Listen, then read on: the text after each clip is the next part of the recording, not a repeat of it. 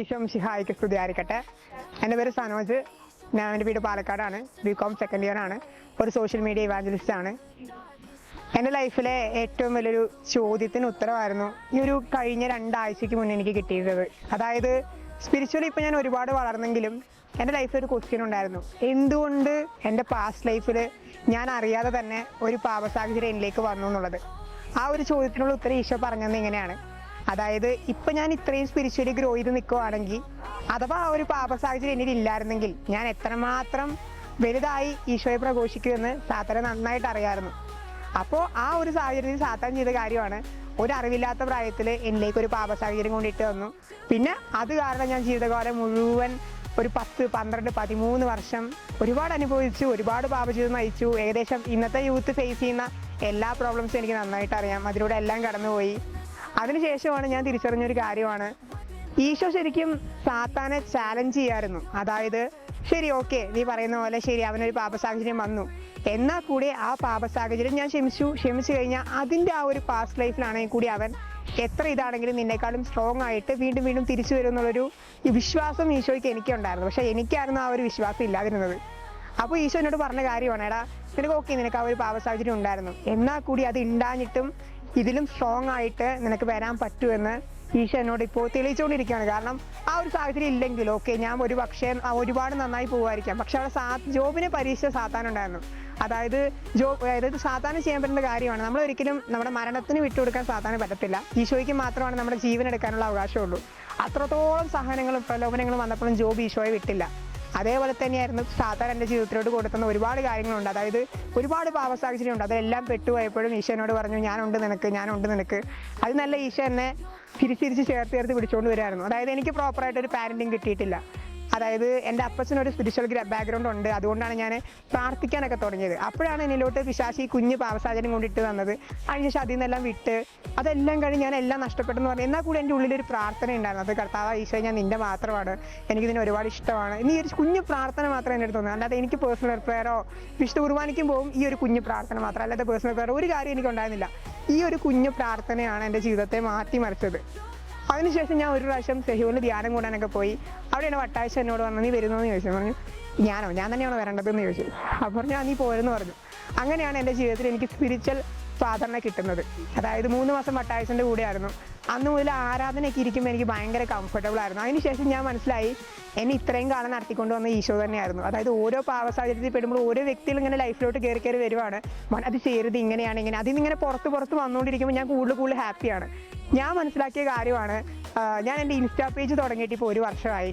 ഞാൻ insta page തുടങ്ങാനുണ്ടായിരുന്ന motivation എന്ന് പറഞ്ഞാൽ, ഞാൻ 7ാം ക്ലാസ് മുതൽ പ്രാർത്ഥിക്കുന്ന കാര്യമാണ്. എൻ്റെ അപ്പച്ചൻ സ്പിരിച്വൽ കൗൺസിലിംഗ് ചെയ്യും, വചന പ്രഘോഷണം ചെയ്യും. അപ്പോൾ എൻ്റെ ഒരു ഡ്രീം ആയിരുന്നത് എനിക്ക് ജോലി വാങ്ങണം, അങ്ങനത്തെ ഒരു ഡ്രീം. എനിക്കെന്ന് പറഞ്ഞിട്ട് നല്ലൊരു വിവാഹ ജീവിതം വേണം, അതേപോലെ എനിക്ക് സുവിശേഷ പ്രഘോഷണം ആവണം. ഇതാണ് എൻ്റെ ഡ്രീം. ഇത് രണ്ടുമാണ് എൻ്റെ ഡ്രീം. അതിനുവേണ്ടി തന്നെയാണ് ഇപ്പം ഞാൻ അധ്വാനിച്ചുകൊണ്ടിരിക്കുന്നത്. ആ ഒരു ഡ്രീമിന് വേണ്ടിയിട്ട് ഈശോ എന്നെ ഇങ്ങനെ ഒരുക്കിക്കൊണ്ട്, ആ ഒരു തീ എൻ്റെ ഉള്ളിൽ തന്നെ ഞാൻ അറിഞ്ഞില്ല. കാരണം സാത്താൻ എന്ന് പറഞ്ഞ തടസ്സമാണ്. ഒരുപാട് തടസ്സം വന്ന് കിടക്കുമ്പോൾ ഞാനിത് അറിഞ്ഞിട്ടുണ്ടായിരുന്നില്ല. അതിനുശേഷം ഇതെല്ലാം മാറിക്കഴിഞ്ഞപ്പോൾ ഞാൻ കൂടുതൽ ഈശോയിലേക്ക് അടുത്ത്. അപ്പോഴാണ് ഞാൻ ആലോചിച്ചത്, ഞാൻ ഒരുപാട് സോഷ്യൽ മീഡിയ അഡിക്റ്റ് ആയിരുന്നു.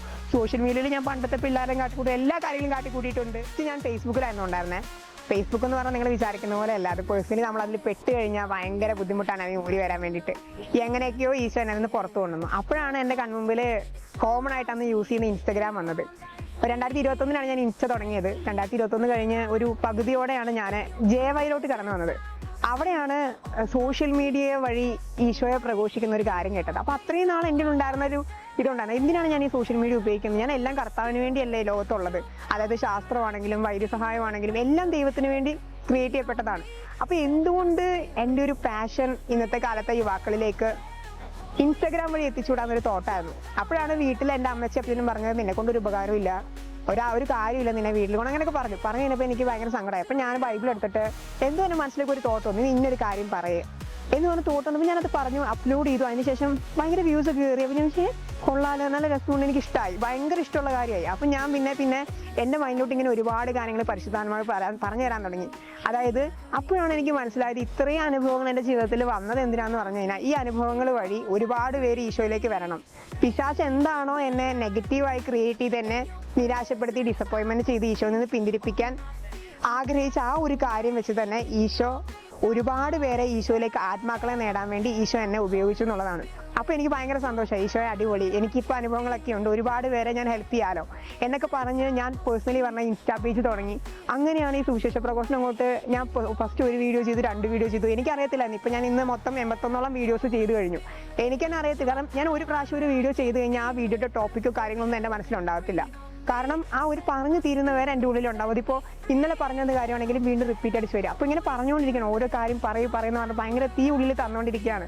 എൻ്റെ അടുത്ത് പലപ്പോഴും എൻ്റെ അടുത്ത് എൻ്റെ ഗെറ്റപ്പൊക്കെ കാണുമ്പോൾ ആൾക്കാർ ചോദിക്കാറുണ്ട്, ഇങ്ങനെയൊക്കെ നടക്കുന്നത് ശരിക്കും നല്ലതാണോ? ഈശോയുടെ ഒക്കെ ഞാൻ പറഞ്ഞ പേഴ്സണലി പറഞ്ഞ കാര്യമാണ്. എൻ്റെ ഇന്ന് വരെ എൻ്റെ ജീവിതത്തിൽ ഞാൻ എൻ്റെ തലമുടിയിലാണെങ്കിൽ ഞാൻ ഇന്ന് വരെ സ്ട്രെയിറ്റ് ഒരു കാര്യം ചെയ്തിട്ടില്ല. നോർമലായുള്ള ഹെയർ സ്റ്റൈൽ തന്നെയാണ് ഞാൻ ചെയ്യാറ്. അതിൻ്റെ റീസൺ എന്ന് പറഞ്ഞു കഴിഞ്ഞാൽ എനിക്ക് പണ്ടൊക്കെ മുടി വളർത്താൻ ഭയങ്കര ആഗ്രഹമാണ്. അപ്പോൾ ഞാൻ ഈശോയോട് പറഞ്ഞു, ഈശോയെ മുടി വളർത്താൻ പറ്റത്തില്ല. അപ്പോൾ പറഞ്ഞു ഒരു ടൈം, അപ്പോൾ ഈശോ പറഞ്ഞു ഒരു ടൈം ആകുമ്പോഴൊക്കെ നടക്കും, ആഗ്രഹമൊക്കെ നടക്കും. അപ്പോൾ ഞാൻ പറഞ്ഞു ഓക്കെ ശരി. അപ്പോൾ എന്നോട് ഈശോ ഇങ്ങനെ ഒരു ചോദിച്ചിട്ട് തന്നു, ഇതില്ലാതെ നിനക്ക് പറ്റുമോ എന്ന് ചോദിച്ചു. കുറേ പേര് എന്നോട് ചോദിച്ചു ഇതില്ലാതെ പറ്റുമെന്ന്. അപ്പോൾ ഞാൻ പറഞ്ഞു ഈശോ എന്നെ കൊണ്ട് പറ്റും, ഇതില്ലാതും പറ്റും. അപ്പോഴാണ് എനിക്ക് അവിടെ ഒരു സഹനം എന്നുള്ളൊരു കാര്യം ക്രിയേറ്റ് ചെയ്യാൻ ഞാൻ ആഗ്രഹിച്ചത്. അവിടെയാണ് ഞാൻ ചെയ്തൊരു കാര്യം. 1 വർഷം ഞാൻ കണ്ടിന്യൂസ്ലി മുടി വളർത്തും. അതേ കഴിഞ്ഞ് എവറി ഡിസംബർ 14 ആകുമ്പോഴേക്കും ഞാൻ മൊട്ടയടിക്കും. ആ മൊട്ടയടിച്ച് പിന്നെ മുടി വരുന്ന ടൈം വരെ ഇത്രയും കാലം മുടിയോടെ കണ്ട ആൾക്കാർ പിന്നെ ഒരു അറപ്പോടും വെറുപ്പോടെ കാണും.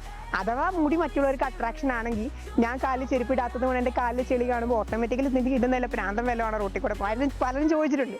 ഇതാണ്. അപ്പം ഞാനിതിലൂടെ ആർക്കും ഒരു നെഗറ്റീവ് കൊടുക്കാൻ ആഗ്രഹിക്കുന്നില്ല. എന്നാൽ ഞാൻ ഈശോയെ പ്രഘോഷിക്കുന്നുണ്ട്. എല്ലാ രീതിയിലും നമ്മൾ പേഴ്സണലി പറഞ്ഞു കഴിഞ്ഞാൽ ഒരുവിധ എല്ലാ അനുഭവത്തിലൂടെ ഞാൻ കടന്നു പോയിട്ടുണ്ട് ജീവിതത്തിൽ. അതായത് ഞാൻ ഈ ചെരുപ്പിടാത്തതിന് പിന്നിൽ വേറൊരു റീസൺ കൂടി കിടപ്പുണ്ട്. അതായത് എൻ്റെ പാസ്റ്റ് ലൈഫിൽ ഞാൻ ഒരുപാട് പേർക്ക് മുറിവുണ്ടാക്കി കൊടുത്തിട്ടുണ്ട്. നമ്മളതൊരു റീസൈക്കിൾ പോലെ നമുക്ക് കുറേ പേര് മുറിവുണ്ടാക്കി തരും, നമ്മൾ മുറിവ് കൊടുക്കും, അങ്ങനെയൊക്കെയാണ്. ഞാൻ അറിയാതെ ചെയ്ത തെറ്റുകളാണെങ്കിലും അറിഞ്ഞുകൊണ്ട് ചെയ്ത തെറ്റാണെങ്കിലും അത് ഞാൻ കുമ്പസരിച്ചു, എൻ്റെ പാപങ്ങളൊക്കെ ക്ഷമിക്കപ്പെട്ടു. പക്ഷെ നമ്മൾ ചിന്തിക്കേണ്ട ഒരു കാര്യമാണ്, ഇപ്പം നമ്മുടെ അപ്പനും അമ്മയും ഹേർട്ട് ചെയ്തു, നമ്മൾ കുമ്പസരിച്ചു, അവിടെ കൊണ്ട് ആ ഒരു പാപം ക്ഷമിക്കപ്പെട്ടു. പക്ഷെ നമ്മൾ ചെയ്യേണ്ട ഒരു കാര്യമുണ്ട്, അവരോട് പോയി മാപ്പ് ചോദിക്കുക എന്നുള്ളൊരു കാര്യം. ആ ഒരു കാര്യം ചെയ്താലാണ് ആ ഒരു കുമ്പസാരം അവിടെ പൂർണ്ണമാവുള്ളൂ. അതേപോലെ നമ്മൾക്ക് ഒരുപാട് പേരെ അത് നമ്മുടെ അടുത്തൊന്നും, നമ്മൾ ഹേർട്ട് ചെയ്തവരൊന്നും നമ്മുടെ അടുത്തുണ്ടാവണം എന്നില്ല. ഞാൻ അവിടെ ചെയ്ത കാര്യമാണ്, എൻ്റെ കാലിലെ ചെരുപ്പ് അങ്ങോട്ട് ഉപേക്ഷിച്ചു. എത്രത്തോളം വേദന ഞാൻ സഹിക്കുന്നുണ്ടോ അത്രത്തോളം ഈശോ അവരുടെ മുറിവുകൾ ഉണക്കട്ടെ എന്ന് വിചാരിച്ചു. അതായത് ഞാനിതിപ്പോൾ റോട്ടിൽ കൂടെ പോകുമ്പോൾ ആരെങ്കിലും എനിക്ക് അതുപോലെയുള്ള അസൂയ തോന്നി. അപ്പോൾ ഞാൻ പറഞ്ഞു, കർത്താവേ എൻ്റെ ഈ വേദനയിലേക്ക് ഞാൻ അവരോട് ആ രീതിയിൽ അങ്ങനെ പറയാൻ പാടില്ലെന്ന് ചിന്തിക്കാൻ പാടില്ലായിരുന്നു കർത്താവേ, അതെന്നോട് ക്ഷമിക്കണേ. അങ്ങനെയാണ് ഞാൻ ഈ ചെരുപ്പില്ലാത്തൊരു ത്യാഗം എടുക്കാൻ വേണ്ടി തീരുമാനിച്ചത്. അതേപോലെ ഞാൻ ആർക്കും നെഗറ്റീവ് ഇമ്പാക്റ്റ് ഉണ്ടാക്കില്ല എന്ന് എനിക്ക് നന്നായിട്ട് ഉറപ്പാണ്. ഞാൻ വിചാരിച്ചു എന്നെ ഇപ്പോൾ അട്രാക്ട് ചെയ്താലും അട്രാക്ട് ചെയ്യപ്പെട്ടില്ലെങ്കിൽ എനിക്ക് പ്രശ്നമില്ല. കാരണം ഞാൻ പറയട്ടെ, മനുഷ്യനെ ആശ്രയിക്കുന്നതിനേക്കാൾ കൂടുതൽ നല്ലത് ദൈവത്തിൽ ആശ്രയിക്കുന്നതാണ്. അതാരണം പറഞ്ഞു കഴിഞ്ഞാൽ ഇപ്പം ഞാൻ പറയട്ടെ, എൻ്റെ വീഡിയോസൊക്കെ കണ്ട് ഒരുപാട് പേര് എനിക്ക് ഒരുപാട് പേഴ്സണലി ഒരുപാട് പേര് എന്നെ സ്നേഹിക്കുന്നുണ്ട്, ഒരുപാട് നല്ല അഭിപ്രായങ്ങൾ പറയുന്നുണ്ട്. അപ്പം ഞാൻ ഓക്കെ ഹാപ്പിയാണ്. അത് പറഞ്ഞ് ഞാൻ ഒരിക്കലും പേഴ്സണലി പറഞ്ഞാൽ അതിൽ ഞാനവിടെ ഒരു അഹങ്കാരം വന്നു കഴിഞ്ഞാൽ അത് പോയി. അതേപോലെ ഞാൻ പറയട്ടെ, എനിക്ക് നാളെ ഒരു വലിയൊരു മിസ്റ്റേക്ക് പറ്റി. അപ്പോൾ ഈ പറയുന്നവരാരും എൻ്റെ കൂടെ ഉണ്ടാകത്തില്ല. കാരണം അപ്പോൾ അവരെല്ലാം നമ്മളെ പേഴ്സണലി പറഞ്ഞ കുറ്റം പറയും. അവിടെയും നമുക്ക് ഉണ്ടാകുന്ന ഒരു വ്യക്തി എന്ന് പറയുന്നത് ദൈവമാണ്. ശരിക്കും എന്നോട് ഒരാൾ പറഞ്ഞ കാര്യമാണ്, ഈശോ എന്ന് പറഞ്ഞൊരു ക്രേസി ലവറാണെന്നുള്ള കാര്യം. അതാണ് പേഴ്സണലി എൻ്റെ ലൈഫിനെ കൂടുതൽ ഒരു ഭയങ്കരമായിട്ട് അങ്ങോട്ട് ആഴത്തിൽ ഈശോയായിട്ട് സ്നേഹിക്കപ്പെടാൻ ഞാൻ ആഗ്രഹിച്ച കാര്യമാണത്.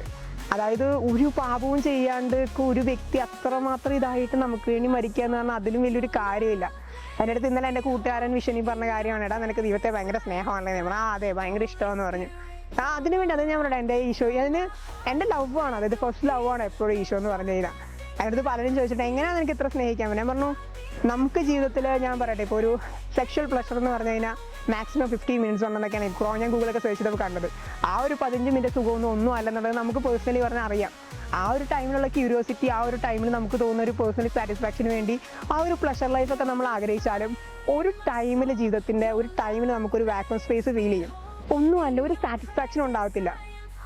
കാരണം എന്താണെന്ന് പറഞ്ഞു കഴിഞ്ഞാൽ അതിലാണ് എൻ്റെ ഇൻസ്റ്റാ ഐഡി കിടക്കുന്നത്, world of happiness it is me എന്ന് പറഞ്ഞാൽ. അതായത് സന്തോഷത്തിൻ്റെ ലോകം ഞാനാണ്. നിങ്ങൾ വേറെ ഏത് സന്തോഷം തേടി പോയാലും നിങ്ങൾക്ക് അവിടെ ഒരു സാറ്റിസ്ഫാക്ഷൻ ഉണ്ടാവില്ല. കല്യാണം കഴിക്കണം എന്ന് ആഗ്രഹിച്ചു, കല്യാണം കഴിച്ചു, പിന്നെ മക്കളെ പഠിപ്പിച്ചു, ജോലിയാക്കി, പിന്നെ നമ്മൾ വയസ്സായി, പിന്നെ അവരുടെ കൊച്ചുമക്കളെ ഇതങ്ങനെ എന്നാലും അവിടെ ഒരു സന്തോഷം ഉണ്ടാകത്തില്ല. ആ ഒരു സന്തോഷം ക്രിയേറ്റ് ചെയ്യണമെങ്കിൽ നമുക്ക് ഒരു ദൈവസ്നേഹം ഉണ്ടാവണം. അതുകൊണ്ടാണ് പലപ്പോഴും പലരും ഈ തെറ്റായ പ്രണയബന്ധത്തിലേക്കൊക്കെ പോകുന്നതിൻ്റെ റീസൺ ലാക്ക് ഓഫ് ലവ് എന്ന് പറയും, സ്നേഹം കിട്ടാത്ത അവസ്ഥ. ആ ഒരു സ്നേഹം കിട്ടാത്ത അവസ്ഥ ഒരിക്കലും നമ്മുടെ ജീവിതത്തിലോട്ട് കടന്നു വരുന്ന, ഇപ്പം നമ്മൾ ഇഷ്ടപ്പെടുന്ന ഒരു വ്യക്തി, പ്രണയിക്കുന്ന ഒരു വ്യക്തിയിൽ നിന്ന് കിട്ടത്തില്ല. ദൈവത്തിന് സ്നേഹത്തിൻ്റെ കുറവ് നികത്താൻ കഴിയുള്ളൂ. കാരണം എല്ലാവരും ഇംപെർഫെക്റ്റ് പീപ്പിളാണ്. നമുക്കുള്ള പാരൻസ് എന്ന് പറഞ്ഞാൽ ഇംപെർഫെക്റ്റ് പാരൻസ് ആണ്. ആ ഒരു ഇംപെർഫെക്റ്റ് പാരൻസിന് അവർക്കൊരു പാസ്റ്റ് ഉണ്ട്, അവർക്ക് ഒരുപാട് മുറിവുകളുണ്ട്. ആ ഒരു മുറിവുകളൊക്കെ വെച്ചിട്ടായിരിക്കും നമുക്കും പാരന്റിങ് തരുന്നത്. അപ്പോൾ നമുക്കും പ്രോപ്പറായി പാരന്റിങ് കിട്ടണമെന്നില്ല. അപ്പോൾ നമ്മൾ ആഗ്രഹിക്കേണ്ട കാര്യം, കർത്താവേ ദൈവമേ നീ എന്നെ പാരന്റ് ചെയ്യണേ, ഒരപ്പനും അമ്മയായിട്ട് നീ എന്നെ കൊണ്ടുപോകണേ എന്ന് പറഞ്ഞു കഴിഞ്ഞാൽ പേഴ്സണലി ഈശോ എല്ലാ കാര്യത്തിലും ഇടപെടും. ഈശോ മിശിഹായ്ക്ക് സ്തുതിയായിരിക്കട്ടെ.